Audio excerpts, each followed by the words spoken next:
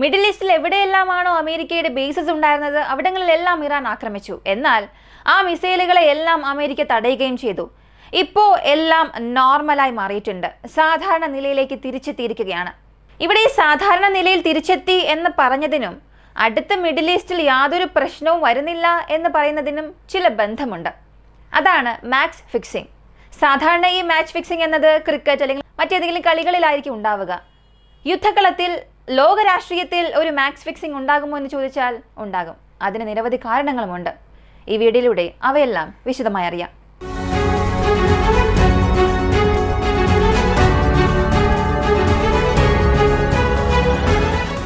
Oil price ബാരലിന് $4.5 വില കുറഞ്ഞിട്ടുണ്ട്.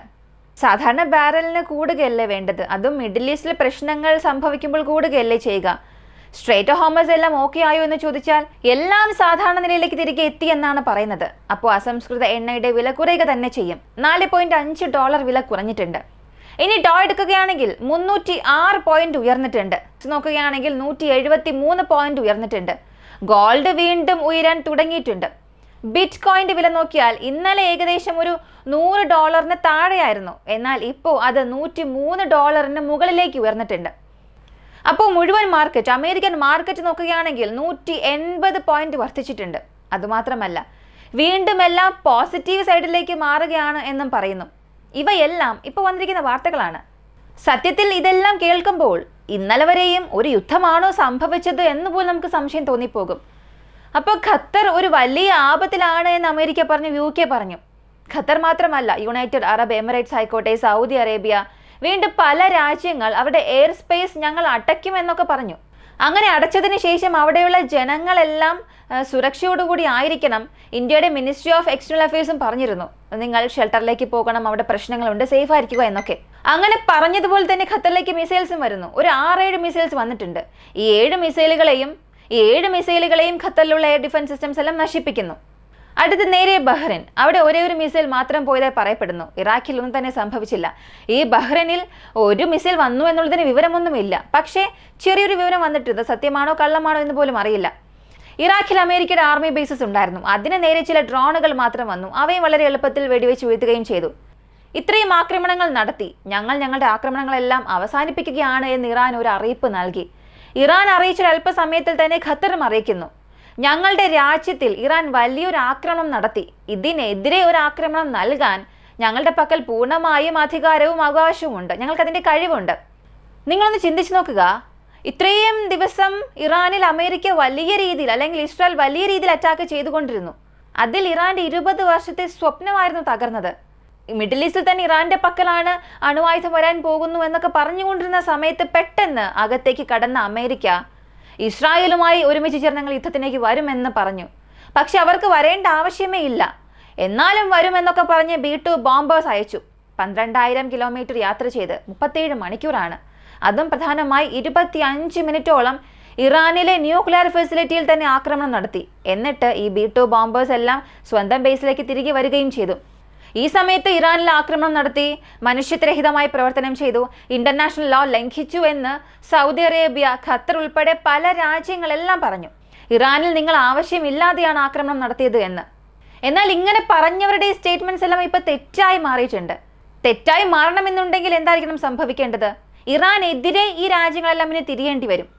ഇറാന് സപ്പോർട്ടായി സംസാരിച്ച മിഡിൽ ഈസ്റ്റ് രാജ്യങ്ങൾ ഇറാനെതിരെ എങ്ങനെയായിരിക്കും തിരിയുക? ഇറാൻ മിഡിൽ ഈസ്റ്റിൽ ഒരു വലിയ പ്രശ്നം സൃഷ്ടിച്ചു എന്നുള്ള ആ ഒരു രീതി വരണം. അതാണ് മാച്ച് ഫിക്സിംഗ്. ഇറാനും അമേരിക്കയ്ക്കും ഇടയിലുള്ള ഒരു മാച്ച് ഫിക്സിംഗ്. ഞങ്ങൾ നിങ്ങളെ ആക്രമിക്കുന്നത് പോലെ വരും. അതിനു മുൻപ് നിങ്ങളുടെ സൈനിക ബേസസ്, ജനങ്ങൾ എല്ലാവരെയും സേഫ് ചെയ്യുക. 2-3 മണിക്കൂറിന് മുൻപ് തന്നെ ഞങ്ങൾ ഏത് ലൊക്കേഷൻസിലെല്ലാം ആക്രമിക്കാൻ പോകുന്നു, എങ്ങനെ ആക്രമിക്കാൻ പോകുന്നു എന്നുള്ള വിവരങ്ങളെല്ലാം ഇറാൻ നൽകിയിട്ടുണ്ടാകും. ഈ വിവരങ്ങൾ ഖത്തർ അമേരിക്കയ്ക്ക് നൽകി. അമേരിക്ക എല്ലാം തയ്യാറാക്കുന്നു, എല്ലാവരെയും അലേർട്ടും ചെയ്യുന്നു മിസൈൽസ് വരാൻ പോകുന്നുവെന്ന്. ഇങ്ങനെ എല്ലാം തയ്യാറായിരിക്കുമ്പോൾ മിസൈൽസ് വരുന്നു, ആക്രമിക്കുകയും ചെയ്യുന്നു. മിസൈൽസ് ഒന്നും താഴെ വീണിട്ടുമില്ല, ഡെബ്രിസ് മാത്രമാണ് താഴെ വീണിട്ടുള്ളത്. 2ാം ലോക മഹായുദ്ധത്തിന് ശേഷം ഒരു രാജ്യം അമേരിക്കയുടെ എയർബേസസിനെ ആക്രമിച്ചു എന്നുണ്ടെങ്കിൽ അത് ഇറാൻ മാത്രമാണ്. അങ്ങനെ ഒരു സംസാരം വരുന്നുണ്ട്. എല്ലാവരും ഭയത്തിൽ നിന്ന് നോർമൽ സാഹചര്യത്തിലേക്ക് വിത്തിൻ 10 മിനിറ്റ്സിൽ തന്നെ, ഒരു 10 to 20 മിനിറ്റ്സിൽ തന്നെ എല്ലാം നോർമൽ ആകുന്നു. അപ്പോൾ ഇവിടെ എല്ലാം ന്യൂട്രലൈസ് ചെയ്യപ്പെടുകയാണ്. എന്താണ് ന്യൂട്രലൈസ് ചെയ്യപ്പെട്ടത്? ഇറാനെതിരെ അമേരിക്ക ഒരു യുദ്ധം നടത്തി അവസാനിപ്പിച്ചു, അമേരിക്കയ്ക്കെതിരെ ഇറാനും ഒരു യുദ്ധം നടത്തി അവസാനിപ്പിച്ചു. World war started ended within 10 minutes. അടുത്തത് ഇവിടെ എന്തായിരിക്കും പ്രശ്നം വരുന്നത്? ഇനി ഇവിടെ ഇസ്രായേൽ ഇറാൻ എന്ന പ്രശ്നം മാത്രമായിരിക്കും തുടർന്നു കൊണ്ടുപോവുക. അപ്പോൾ ഇറാനും അമേരിക്കയ്ക്കും ഇടയിൽ ഇപ്പോൾ പ്രശ്നങ്ങളൊന്നും ഇല്ല.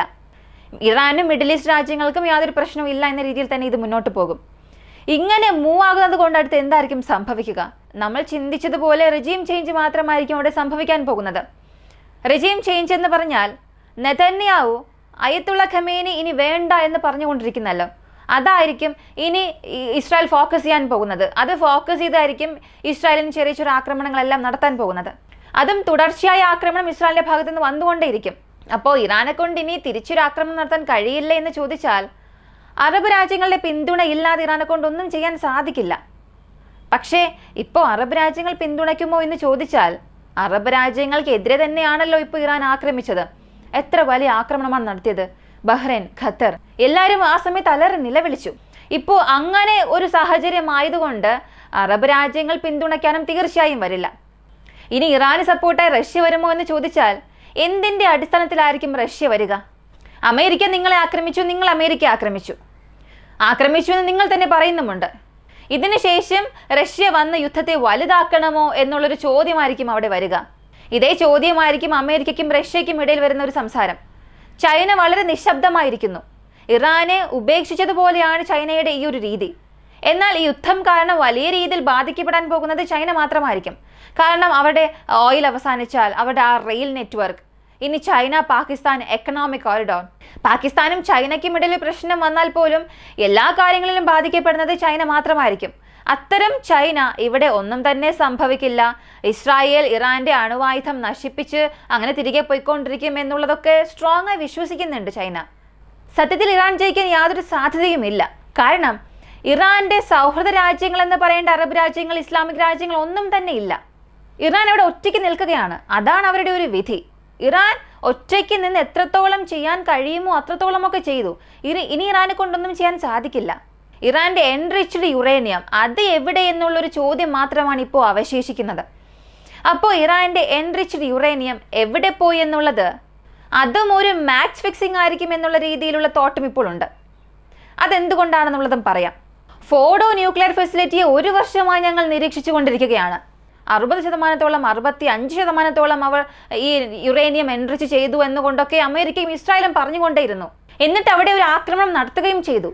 എന്നാൽ ഈ ആക്രമണം നടത്തുന്നതിന് 2 ദിവസങ്ങൾക്ക് മുൻപ് 16 ട്രക്സ് അവിടെ വന്ന് നിന്നു എന്നുള്ളത് അമേരിക്ക അറിഞ്ഞിട്ടില്ല എന്നാണോ നിങ്ങൾ ചിന്തിക്കുന്നത്? അതും സാറ്റലൈറ്റ് വഴി. അവിടെ കാർഗോ ട്രക്സ് അവിടേക്ക് വന്നതും അതിലെല്ലാം കയറ്റി അയക്കുന്നത്, കൊണ്ടുപോയത്, അവിടെ കാർഗോ ട്രക്സ് വന്നു, അതിൽ കയറ്റി എന്തൊക്കെയോ കൊണ്ടുപോയി. empty ആയ ന്യൂക്ലിയർ ഫെസിലിറ്റിയിൽ അമേരിക്ക അറ്റാക്ക് ചെയ്യുന്നു. ഇറാൻ അറിയിക്കുകയാണ് അത് empty ആണ്, അതിനെ ആക്രമിച്ച് എന്ത് പ്രയോജനമാണെന്ന്. അപ്പോൾ എൻറിച്ച്ഡ് ചെയ്യപ്പെട്ട യുറേനിയം, ഈ 400 കിലോഗ്രാം യുറേനിയം 10 അണുബോംബുകൾ നിർമ്മിക്കാമെന്നൊക്കെ പറഞ്ഞല്ലോ, അതിപ്പോഴും ഒരു രഹസ്യമാണ്. അതുകൊണ്ടാണ് ഇസ്രായേൽ ഇന്നലെ ഫോഡോയിൽ വീണ്ടും ഒരു ആക്രമണം നടത്തിയത്. ഒരുപക്ഷെ അതിനുള്ളിൽ തന്നെ മറച്ചു വെച്ചിട്ട് ഞങ്ങൾ മറ്റൊരിടത്ത് സൂക്ഷിച്ചു വച്ചിരിക്കുകയാണ് എന്ന രീതിയിൽ ഒരു ഫാൾസ് ഫ്ലാഗ് ഓപ്പറേഷൻ ചെയ്യും എന്ന് ചിന്തിച്ചിട്ടാണ് ഇനി അകത്തേക്ക് കടക്കണ്ട, അകത്തുള്ളതൊന്നും പുറത്തേക്ക് എടുക്കണ്ട എന്ന് പറഞ്ഞ് അമേരിക്ക വീണ്ടും ഈ ഫോഡോ ന്യൂക്ലിയർ ഫെസിലിറ്റിയിൽ അറ്റാക്ക് തുടർച്ചയായി ചെയ്തുകൊണ്ടിരുന്നു. ഇപ്പോൾ സൗദി അറേബ്യ ഇറാനെതിരെ ഇവിടെ അഭിപ്രായം അറിയിച്ചിട്ടുണ്ട്. അതുപോലെ ഖത്തർ, ബഹ്റൈൻ ഞങ്ങളെ നിങ്ങൾ പാനിക് മോഡിലേക്ക് കൊണ്ടുപോയി എന്നുള്ള ഒരു വിവരം അവർ നൽകി. ഇനി ഡൊണാൾഡ് ട്രംപ് തിരികെ ആക്രമിക്കുമോ എന്നുള്ള ചോദ്യത്തിന് ഇല്ല. ഡൊണാൾഡ് ട്രംപിന് തിരികെ ആക്രമിക്കാനുള്ള യാതൊരു പദ്ധതിയും ഇല്ല എന്നാണ് പറഞ്ഞിരിക്കുന്നത്. അപ്പോൾ ആക്രമിക്കാൻ ഇനി യാതൊരു പദ്ധതിയും ഇല്ലാത്ത ഡൊണാൾഡ് ട്രംപ് ഇറാനിനെ തൊടില്ല എന്നുള്ളതാണ് അവിടെയുള്ള മാധ്യമങ്ങളെല്ലാം വിശ്വസിക്കുന്നത്. ഇനി ഇതിലെന്തെങ്കിലും ഒരു ട്വിസ്റ്റ് സംഭവിച്ച് ലോകരാഷ്ട്രീയത്തിൽ ഞാനാണ് വലിയവൻ, എന്നെ ആക്രമിച്ചു എന്ന് മറ്റേതെങ്കിലും രാജ്യം, അറബ് രാജ്യം ഇറാനെതിരെ എന്തെങ്കിലും ചെയ്യാതിരിക്കുകയാണെങ്കിൽ അത് നല്ലത്. സ്ട്രേറ്റ് ഓഫ് ഹോർമസ് അടയ്ക്കാൻ പോവുകയാണ് എന്ന് ഇറാൻ അറിയിച്ചിരുന്നു. പക്ഷേ താൽക്കാലികമായി മാറ്റിവെച്ചിരിക്കുകയാണ് എന്നുള്ള അറിയിപ്പും വന്നു. അതേ മാധ്യമങ്ങൾ തന്നെ ഇതും പറഞ്ഞു. അതേ സ്ട്രേറ്റ് ഓഫ് ഹോർമസിന് യാതൊരു പ്രശ്നവും ഇല്ല എന്ന രീതിയിൽ നിൽക്കുകയാണിപ്പോൾ. ഒരുപക്ഷെ നാളെ ഇതെങ്ങനെ വേണമെങ്കിലും മാറാം. ഇപ്പോഴത്തേക്ക് ഈ നടന്ന സംഭവങ്ങളെല്ലാം നേരെ വിപരീതമായി മാറി. അമേരിക്ക ചെയ്തത് തെറ്റാണ്, ഇറാനെതിരെ ഇങ്ങനൊരു ആക്രമണം നടത്തി എന്ന് പറഞ്ഞുകൊണ്ടിരുന്ന പല അറബ് രാജ്യങ്ങൾ ഇപ്പോൾ ഇറാനെതിരെ സംസാരിക്കാനും തുടങ്ങിയിട്ടുണ്ട്. അമേരിക്കയും ഇറാനും ചേർന്ന് നല്ലൊരു ഗെയിം അവിടെ കളിക്കുകയും രണ്ട് രാജ്യങ്ങളും ന്യൂട്രലൈസ് ആവുകയും ചെയ്തു.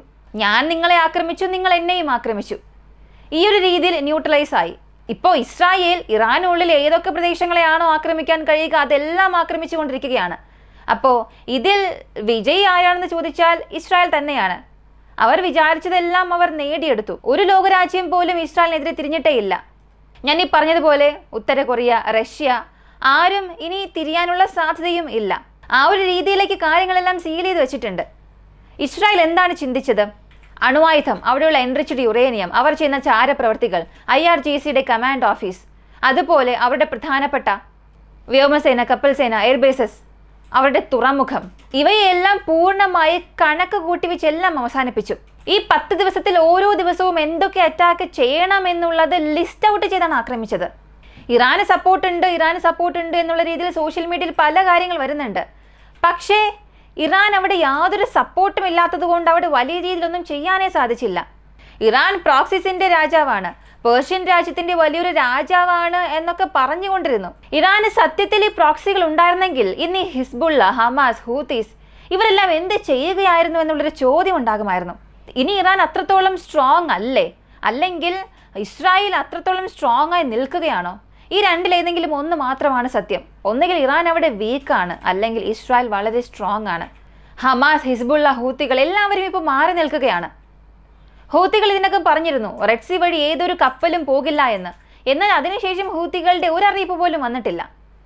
പാകിസ്ഥാൻ അമേരിക്കയ്ക്ക് ഇറാനിലുള്ള ഒരുപാട് ഇൻഫർമേഷൻസ് എല്ലാം നൽകുകയും അവരുടെ കയ്യിൽ നിന്നും പണം വാങ്ങി അവരും ഒതുങ്ങി. ഇതിനിടയിൽ അമേരിക്കയ്ക്ക് സ്തുതി പാടിക്കൊണ്ടിരിക്കുകയും നോബൽ പ്രൈസ് റെക്കമെൻഡേഷൻ പോലും പാകിസ്ഥാൻ നൽകിയിരുന്നു. ഇതെല്ലാം വെച്ച് നമ്മൾ മനസ്സിലാക്കേണ്ടത് ഇറാനെ എല്ലാവരും ചേർന്ന് അവസാനിപ്പിച്ചു. ഇറാൻ ഇനി ആദ്യം മുതൽ ബിൽഡ് ചെയ്യണമെന്നുണ്ടെങ്കിൽ എന്തൊക്കെ ചെയ്യേണ്ടി വരും?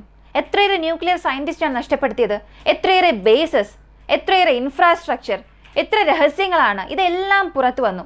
ഇവയൊന്നുമില്ലാത്തൊരു ഇറാനായി ഇപ്പോൾ ഒറ്റയ്ക്ക് നിൽക്കുകയാണ്. ഇവയ്ക്കെല്ലാം അപ്പുറം ഇനി പുതുതായി ഒരു അറ്റാക്ക് നടത്തണം എന്നുണ്ടെങ്കിൽ വീണ്ടും ഈ 5 മിസൈൽ, 6 മിസൈൽ, 10 മിസൈൽ, 20 മിസൈൽ, ഇങ്ങനെ ഓരോ മിസൈലുകളായി അയച്ചുകൊണ്ടിരിക്കും. ഇവർ ഇന്റർസെപ്റ്റ് ചെയ്തുകൊണ്ടേയിരിക്കും. ഇറാൻ ഒരു 5 മിസൈൽ അയച്ചാൽ പകരം ഇവിടെ നിന്ന് 42 അറ്റാക്ക് നടത്തുകയാണ്. ഇന്നലെ മാത്രം 17 മിസൈൽ ഇറാൻ അയച്ചു. അതിൽ 7 മിസൈൽ മാത്രം ഇസ്രായേലിനുള്ളിലേക്ക് വന്നു വീണു. അതിന് പകരം 42 വിമാനങ്ങൾ ഉപയോഗിച്ച് ഇസ്രായേൽ തിരികെ ആക്രമിച്ചു. 42 വിമാനം വെച്ച് ആക്രമിച്ചു എന്ന് പറഞ്ഞാൽ 42 സ്ഥലങ്ങളിൽ എത്രയേറെ ബോംബുകൾ, മിസൈലുകൾ വീണിട്ടുണ്ടാകും. ഇതൊക്കെ ഇറാൻ മാത്രമേ കണക്കറിയുകയുള്ളൂ. അതവർ പുറത്ത് പറയുകയുമില്ല. ഇസ്രായേൽ ആണെങ്കിൽ ഞങ്ങൾ ഇവിടങ്ങളിലെല്ലാം ആക്രമിച്ചു എന്ന് ഡെയിലി അവിടെ ഡിഫൻസ് ഫോഴ്സ് ഒരു കണക്ക് കാണിച്ചുകൊണ്ടിരിക്കുകയാണ്. അപ്പോൾ ഇവയൊക്കെയാണ് ഇവിടെ സംഭവിച്ചിരിക്കുന്നത്. ഒരു വലിയ ലോക രാഷ്ട്രീയത്തിൻ്റെ മാച്ച് ഫിക്സിംഗ് ഇവിടെ സംഭവിച്ചിട്ടുണ്ട്. ഇത് കാരണം ആർക്ക് എന്താണ് ലാഭം എന്ന് ചോദിച്ചാൽ ഇസ്രായേലിന് മാത്രമാണ് ഇവിടെ ലാഭം സംഭവിച്ചിട്ടുള്ളത്. റഷ്യക്ക് ഇത് കാരണം ലാഭമുണ്ടോ എന്ന് ചോദിച്ചാൽ ഇല്ല. അവർ അതേ പൊസിഷനിലാണ് നിൽക്കുന്നത്. ഇനി അമേരിക്കയ്ക്ക് ലാഭമുണ്ടോ എന്ന് ചോദിച്ചാൽ ഇല്ല. ഇസ്രായേൽ സുഹൃത്ത് ഒരു സഹായം ചോദിച്ചു, ആ സഹായം അമേരിക്ക നടത്തിക്കൊടുത്തു. എല്ലാം അടിച്ചവസാനിപ്പിച്ചു. ജോലികളെല്ലാം കഴിഞ്ഞ് അവർ മാറുകയും ചെയ്തു. സൗദി അറേബ്യക്ക് എന്തെങ്കിലും നഷ്ടമുണ്ടോ? ഇല്ല. സ്ട്രേറ്റ് ഓഫ് ഹോർമസ് ഇപ്പോഴും തുറന്നു തന്നെയാണ് കിടക്കുന്നത്. ഇനി ഖത്തറിനെ ചോദിച്ചാൽ മിസൈലുകളെല്ലാം ഇന്റർസെപ്റ്റ് ചെയ്തല്ലോ, അപ്പോൾ പിന്നെ ഖത്തറിന് എന്ത് പ്രശ്നമാണ്? അപ്പോൾ പിന്നെ ആർക്കും യാതൊരു പ്രശ്നവും ഇല്ല. പ്രശ്നം ഇറാന് മാത്രമാണ്. ഇതിനെല്ലാം കാരണം അറബ് രാജ്യങ്ങൾക്കുള്ളിൽ തന്നെ ഒരു ഐക്യമില്ല. അറബ് രാജ്യങ്ങളിലെ ഏതെങ്കിലും ഒരു രാജ്യം നശിച്ചു പോയാൽ പോലും പ്രശ്നമില്ല എന്ന് കരുതി അവർ തന്നെ അവരുടെ എയർബേസുകളെല്ലാം ഓപ്പൺ ചെയ്ത് കൊടുക്കുകയാണ്. ഇങ്ങനെയൊക്കെ സംഭവിക്കുമ്പോൾ എങ്ങനെയാണ് ഈ അറബ് രാജ്യങ്ങൾക്കിടയിൽ ഒരു ഐക്യം വന്ന് അടുത്ത ഒരു യുദ്ധം വന്നാൽ എന്തായിരിക്കും അവസ്ഥ? ഇങ്ങനെയാണ് ലോകരാഷ്ട്രീയം മുന്നോട്ട് പോകുന്നത്. ഇപ്പോഴത്തേക്ക് ഇറാൻ, അമേരിക്ക എന്ന പ്രശ്നം ഇതോടുകൂടി അവസാനിച്ചു. വാർ സ്റ്റാർട്ടഡ്, വാർ എൻഡഡ് വിത്തിൻ 10 മിനിറ്റ്സ്.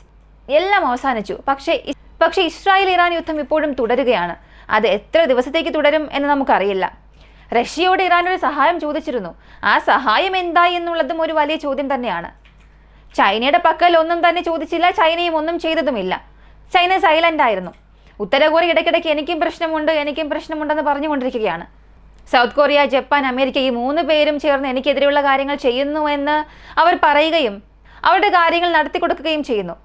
ഇറാനെ സപ്പോർട്ട് ചെയ്യണോ വേണ്ടയോ എന്നുള്ള രീതിയിൽ അവരും ഒരു ലൈം ലൈറ്റിൽ നിൽക്കുകയാണ്. അവരുടെ സഹായം അകത്തേക്ക് വന്നോ എന്ന് ചോദിച്ചാൽ കാർഗോ വിമാനങ്ങൾ വന്നിട്ടുണ്ട്. അത് കാരണം ഇറാൻ എന്തെങ്കിലും നന്മകൾ സംഭവിച്ചിട്ടുണ്ടെങ്കിൽ സംഭവിച്ചു, അത്രമാത്രം. മറ്റെല്ലാ രാജ്യങ്ങളും ഇപ്പോൾ അവരുടെ ജോലികൾ ചെയ്യാനും പോയിട്ടുണ്ട്. ഇനി ഇത് കാരണം നിങ്ങൾ ലോകരാഷ്ട്രീയത്തിലെ പല ട്വിസ്റ്റ് ആൻഡ് ടേൺസുകളും അറിഞ്ഞു. ഇനി പറഞ്ഞ കാര്യങ്ങൾ എന്തെങ്കിലും മാറ്റം സംഭവിക്കുമോ ഇല്ലയോ എന്നുള്ളത് നമുക്ക് വരും ദിവസങ്ങളിൽ അറിയാം. ഇങ്ങനെയുള്ള കൂടുതൽ വീഡിയോസ് അറിയാനായി വോയിസ് ഓഫ് വിക്കി നമ്മുടെ ചാനൽ സബ്സ്ക്രൈബ് ചെയ്യുക. മറ്റൊരു വീഡിയോയുമായി വീണ്ടും കാണാം.